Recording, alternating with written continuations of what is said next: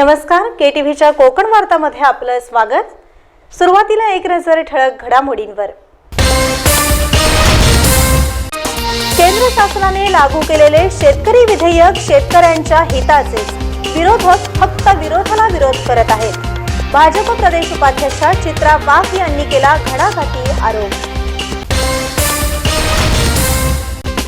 रत्नागिरीसह जिल्ह्याच्या विविध भागात रिमझिम पावसाने लावली हजेरी, आंबा बागायतदार चिंतेत। आणि कोरोना महामारीत कर्तव्य भावनेने काम केलेल्या कर्मचाऱ्यांना शासनाने वाऱ्यावर सोडल्यामुळे त्यांनी महाराष्ट्र समविचारी मंचाच्या बॅनरखाली जिल्हाधिकारी कार्यालयाबाहेर केले धरणे आंदोलन।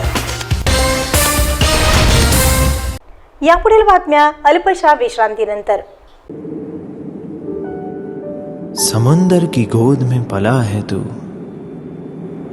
अंगड़ाई लेते ही लहरें शुरू। आज यौवन की मस्ती छोड़, ले चलता हूं तुझे एक नए मोड़। आजा तुझे माँ पुकारे अब, छेड़ देते हैं बीच से कुछ शरारत हंसी। गले लगा ले उसे ए फकीर, इंतजार कर रहा है तेरा तो। चल दे देते हैं उसे फसल की खूबसूरती तो। आजा तुझे माँ पुकारे अब, मीलों आगे चलना है हमें। सिर्फ फसल नहीं, तेरे स्पर्श की चाह में बैठे हैं शहरों में भी कहीं। उनके मुख पे भी लानी है मुस्कान, उन्हें भी देनी है एक नई पहचान। आजा तुझे माँ पुकारे अब। फिनोलेक्स पाइप्स पहुंचाए पानी को अपनी माँ के पास। हाजी मोहम्मद साहेब ठाकूर ITI करंजारी पालीपासून जवळच रत्नागिरी कोल्हापूर हायवे लगत असलेल्या शासन मान्य Thakur ITI quality council of India मानांकित आणि डायरेक्टरेट जनरल ऑफ ट्रेनिंगची मान्यता प्राप्त ITI। 1 आणि 2 वर्ष कालावधीच्या ट्रेडसाठी प्रवेश सुरू। Civil draftsman, mechanical draftsman, electrician, mechanic, refrigeration आणि air conditioner, fitter, mechanic diesel trades उपलब्ध। आमची वैशिष्ट्य अनुभवी शिक्षक वर्ग, विद्यार्थ्यांकडे वैयक्तिक लक्ष, वायफाय कॅम्पस, सुसज्ज लायब्ररी, हॉस्टेलची सुविधा, प्रॅक्टिकल्ससाठी अद्ययावत वर्कशॉप्स, कॉम्प्युटर लॅब, नोकरीसाठी सक्षम मार्गदर्शन, तसंच रत्नागिरीपासून कॉलेजपर्यंत जाण्यासाठी बस सेवा। शासनाने निश्चित केलेली माफक प्रवेश फी। प्रवेश आणि अधिक माहितीसाठी 02352 2693 95 किंवा 8551 01 59 48 या क्रमांकावर संपर्क साधा। व्यवसाय शिक्षण क्षेत्रातील एक विश्वसनीय नाव ठाकूर ITI करंजारी, तालुका संगमेश्वर, जिल्हा रत्नागिरी। आता वळूया सविस्तर वृत्तांताकडे। केंद्र शासनाने लागू केलेल्या शेतकरी विधेयक शेतकऱ्यांच्या हिताचं असतानाही विरोधक मात्र विरोधाला विरोध करून शेतकऱ्यांची दिशाभूल करत असल्याचा घणाघाती आरोप भाजपच्या महाराष्ट्र प्रदेश उपाध्यक्षा सौ चित्रा वाघ यांनी केला आहे। की सगळ्या विषयांवरती राजकारण घेणं योग्य नव्हे। शेतकरी हा अन्नदाता आहे, आपल्या भारताचा कणा आहे आणि अशा वेळेला जर शेतकऱ्यांसाठी काही चांगलं जे आजपर्यंत कधीच झालं नाही अशी जर कायदे त्या ठिकाणी अस्तित्वात येत असतील तर मला वाटतं सगळ्या पक्षांनी एकत्रित यायला हवं। मला हेही तुम्हाला सांगायचं, आपण सगळ्यांनी बघितलं की लोकसभेमध्ये बिल येईपर्यंत सगळ्यांनी ते पारित होऊ दिलं।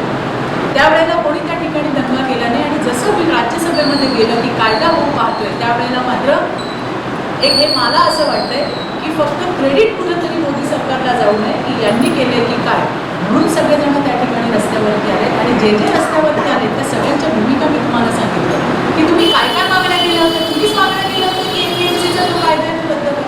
Model act, APMC model act, महाराष्ट्रामध्ये पहिलं राज्य, देशामध्ये पहिलं राज्य महाराष्ट्र, आणि आज जर तोच ॲक्ट मोदी सरकारने आणला तर त्याला विरोध करायचा। लँड लिझिंग महाराष्ट्रामध्ये 2013 वर्ष झाली आज त्या ठिकाणी होतोय। कुठल्या शेतकऱ्याची जमीन गेली आणि तो आणि तसाच्या तसा मसुदा, तसाच्या तसा कायदा जर मोदी सरकारने केंद्रामध्ये आणला तर त्याला विरोध करायचा। त्याला दुटप्पीपणा म्हणत नाही तर दुसरं काय म्हणतात, हे सगळे मुद्दे मला तुमच्यासमोर मांडायचे होते आणि म्हणून मी आज तुमच्यासमोर आले होते। रत्नागिरी येथील भाजप कार्यालयात आयोजित पत्रकार परिषदेत बोलताना चित्रा वाघ यांनी शेतकरी विधेयकाचं समर्थन करत विरोधकांवर हल्ला चढवला। अजिबात नाही। तुम्ही बघितलं की सातत्याने कृषी मंत्र्यांनी चर्चेची दारं खुली ठेवलेली आहेत। किंबहुना त्यांनी शेतकऱ्यांना सांगितले की तुम्ही घरी जा। इतक्या थंडीमध्ये त्या ठिकाणी रस्त्यावरती शेतकऱ्यांची अशी दयनीय अवस्था ही सरकारला सुद्धा बघवत नाहीये। चर्चा होऊ शकते, तुम्ही जर तिथं आंदोलनाला बसणार नाही म्हणजे तुमचा विषय मागे पडतो अशात तर पियुष गोयल जे असतील किंवा नरेंद्र काल सुद्धा एक मंत्री होते ते त्या ठिकाणी बसले होते. त्याच्यामुळे संवाद चालूच आहे. आता ज्या लोकांनी ही भूमिका घेतलेली आहे की आम्हाला हे कायदे मान्य नाही, तर त्यांची जी भूमिका आहे की काय भूमिका इतके वर्ष आहे की तुम्हाला वाचून टाकतो.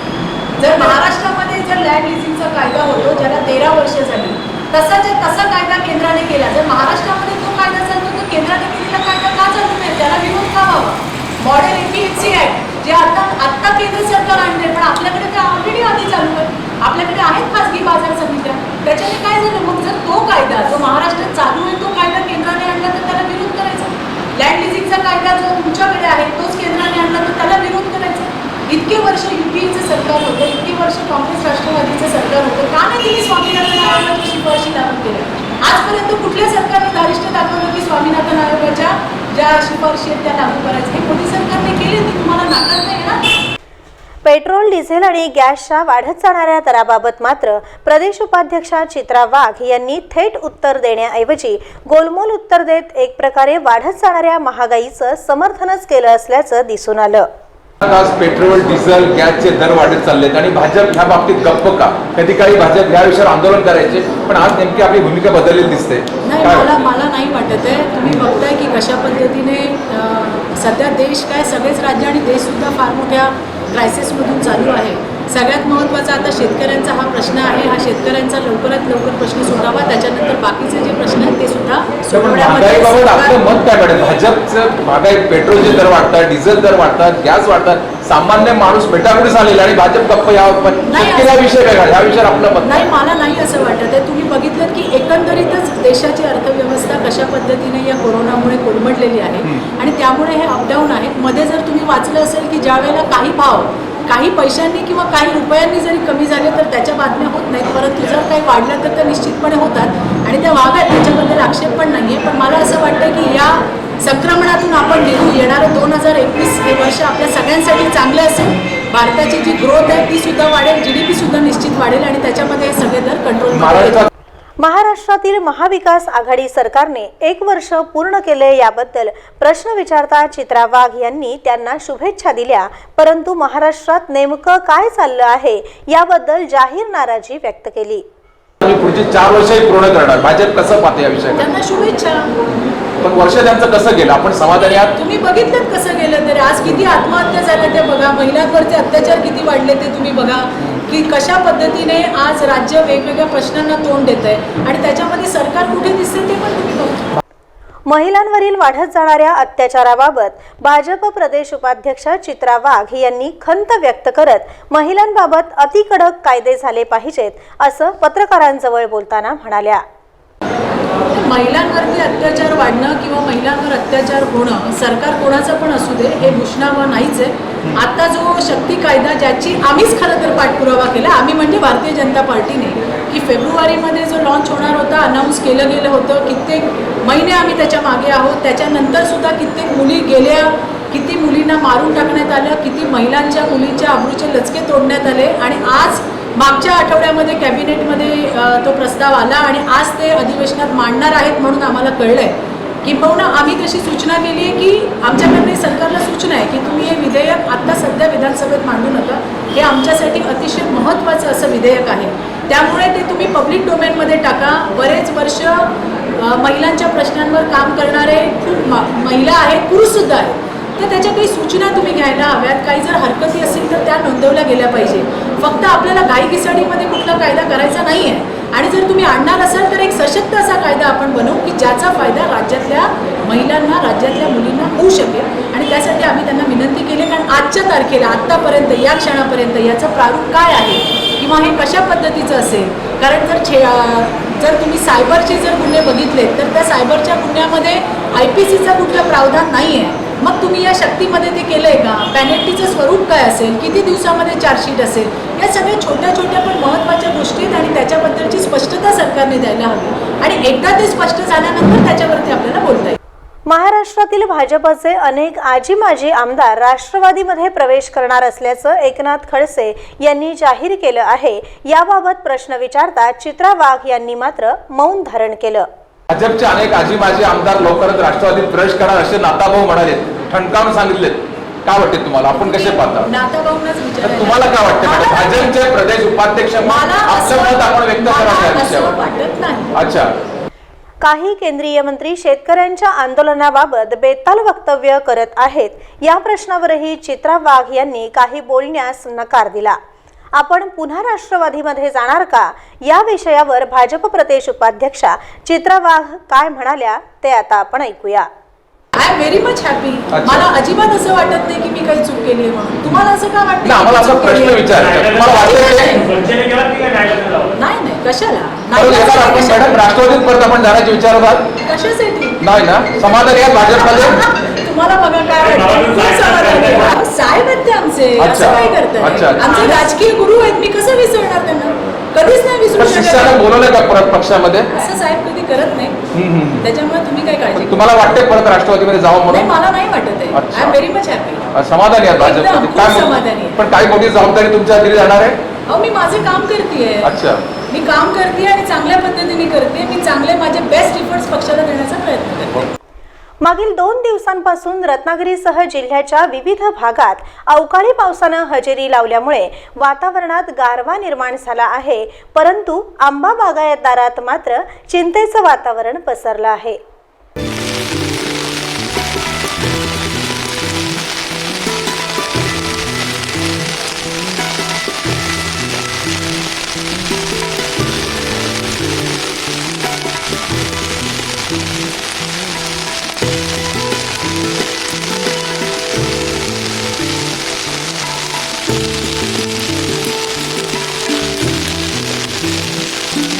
अधूनमधून वाहणारे वेगवान वारे, ढगाळ वातावरण आणि आता अवकाळी पावसाची हजेरी यामुळे सर्व वातावरण बदलून गेलं असल्याने आंबा बागायतदार शेतकरी हवालदिल झाला असल्याचं दिसत आहे.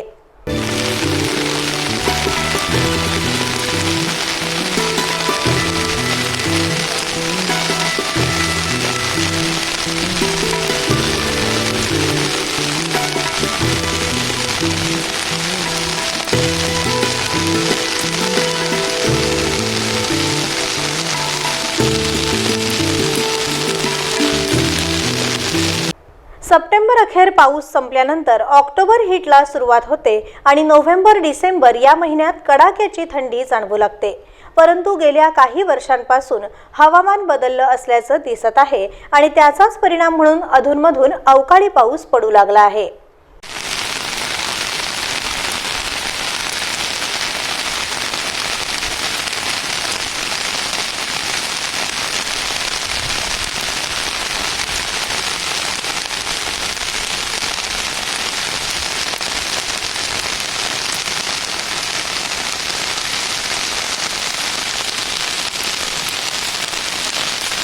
अरबी समुद्रामध्ये कमी दाबाचा पट्टा निर्माण झाल्यामुळे कोकणासह महाराष्ट्रातील काही जिल्ह्यातील वातावरण पूर्णपणे ढगाळ झालं असून रिमझिम पाऊसही पडत असल्यानं आंबा झाडांवर आलेला मोहोर टिकवण्याचं शेतकऱ्यांसमोर मोठं आव्हान उभं राहिलं आहे. कोरोना महामारीत कर्तव्य भावनेने काम केलेल्या आरोग्य कर्मचाऱ्यांना शासनाने सरळ थेट सेवेत कायमस्वरूपी कामावर घ्यावं म्हणून महाराष्ट्र समविचारी मंचातर्फे रत्नागिरी येथील जिल्हाधिकारी कार्यालयाबाहेर एकदिवसीय धरणे आंदोलन करण्यात आलं.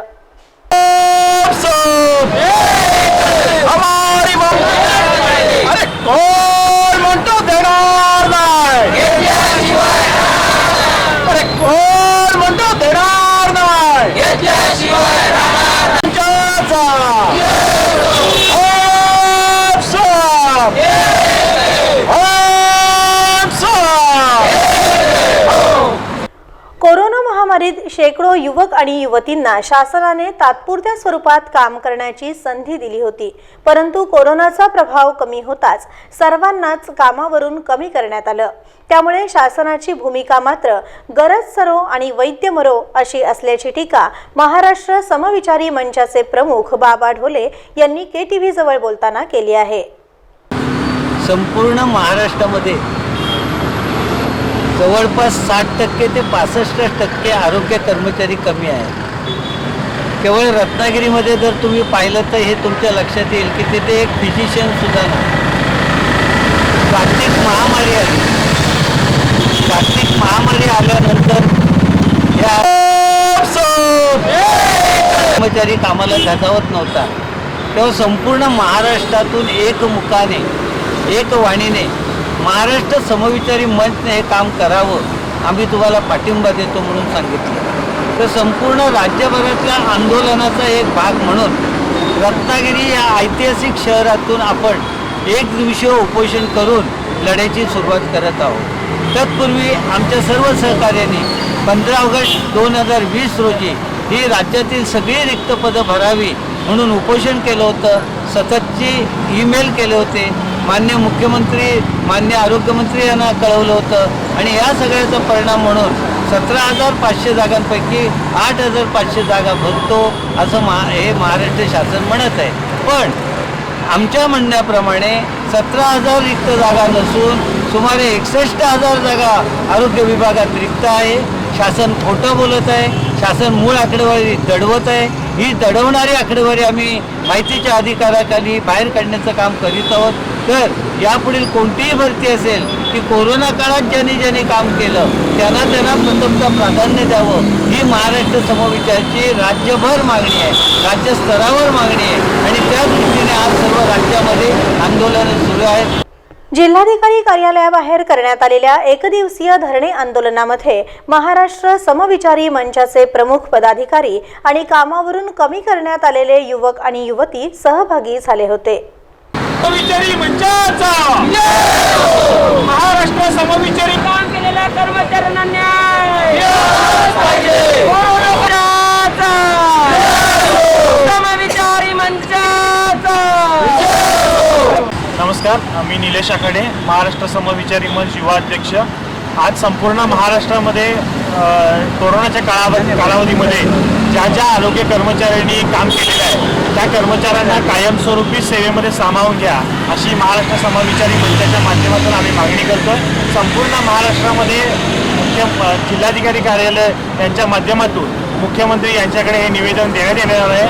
मला माझे महाराष्ट्राचे मुख्यमंत्री यांना या ठिकाणी विनंती आहे की या मागणीचा विचार करून या ठिकाणी आरोग्य कर्मचाऱ्यांना कायमस्वरूपी सेवेमध्ये सामावून घ्यावं. महाराष्ट्र समविचारी मंचाचे राज्य सरचिटणीस संजय पुनस्कर यांनीही कोरोनासारख्या महामारीत कर्तव्य भावनेने काम केलेल्यांना शासनाने शासकीय नोकरीत सामावून घ्यावं अशी मागणी केली. त्यांना ह्या सर्वांना महाराष्ट्र सरकारने त्यांना कामावरती रुजू करण्यात यावं.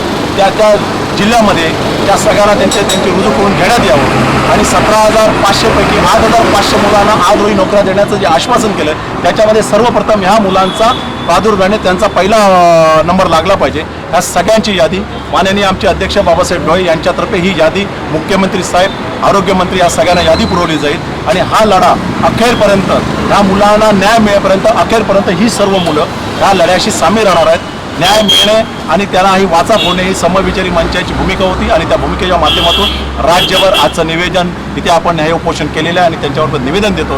आणि हे सगळं निवेदन आपल्या सगळ्यांच्या सहकार्याने 135 करोड लोक या देशामध्ये त्या सगळ्यांच्या आशीर्वादाने हे निवेदन राज्यभर चालतं आहे आणि त्याला यशाची सुरुवात, या निवेदनाची सुरुवात आज रोजी रत्नागिरीतून झाली. पुन्हा एक नजर ठळक घडामोडींवर. केंद्र शासनाने लागू केलेले शेतकरी विधेयक शेतकऱ्यांच्या हिताचेच, विरोधक फक्त विरोधाला विरोध करत आहेत. भाजप प्रदेश उपाध्यक्षा चित्रा वाघ यांनी केला घणाघाती आरोप. रत्नागिरीसह जिल्ह्याच्या विविध भागात रिमझिम पावसाने लावली हजेरी, आंबा बागायतदार चिंतेत. आणि कोरोना महामारीत कर्तव्य भावनेने काम केलेल्या कर्मचाऱ्यांना शासनाने वाऱ्यावर सोडल्यामुळे त्यांनी महाराष्ट्र समविचारी मंचाच्या बॅनरखाली जिल्हाधिकारी कार्यालयाबाहेर केले धरणे आंदोलन. याबरोबरच हे बातमीपत्र संपलं. नमस्कार.